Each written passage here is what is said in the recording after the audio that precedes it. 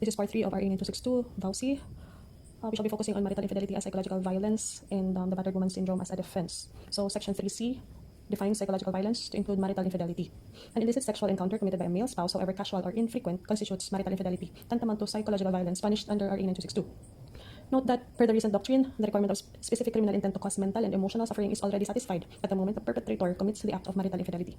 Because marital infidelity is inherently immoral and depraved under prevailing societal, cultural, and religious norms, the husband's intent to cause mental or emotional anguish is presumed upon his mere commission of marital infidelity. Again, the husband's intent to cause mental or emotional anguish is presumed upon his mere commission of marital infidelity. Note further that the court has, however, recognized non-traditional family setups wherein, in cases of estranged relations and consciously consenting spouses, not all instances of extramarital relationships inflict mental or emotional suffering, such that in those situations there is no crime because the acts do not cause or are likely not to cause mental or emotional suffering. Further, marital infidelity occurred abroad does not place the prosecution beyond the reach of Philippine courts, as RA 9262 contemplates transitory or continuing crimes even if extramarital affair occurred abroad. The element of mental or emotional anguish suffered by the wife in the Philippines anchors jurisdiction here. So under Section 26, the battered woman syndrome is considered a complete defense. It is acting to a justifying circumstance.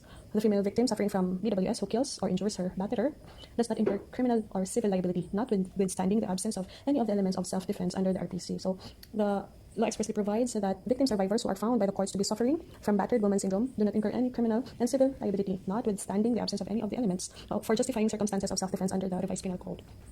So what are the cycles of violence? At least this must at least occur twice.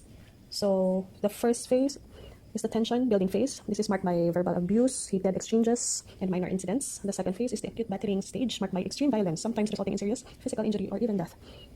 And the tranquil loving phase, the abuser is contrite and loving. The female victim is led to believe the violence will not happen again. Again, one cycle must happen at least twice. Note that BWS does not require the conventional unlawful aggression element of self-defense. The law expressly says, notwithstanding the absence of any of the elements for justifying circumstances of self-defense. This is a major doctrinal departure from the People versus Hinosa, which codified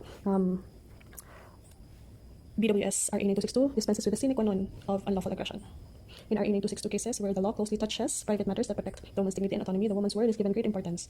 An affidavit of recantation by the offended party can create reasonable doubt as to whether the conviction should stand, particularly because it directly affects an essential element, the mental or emotional anguish.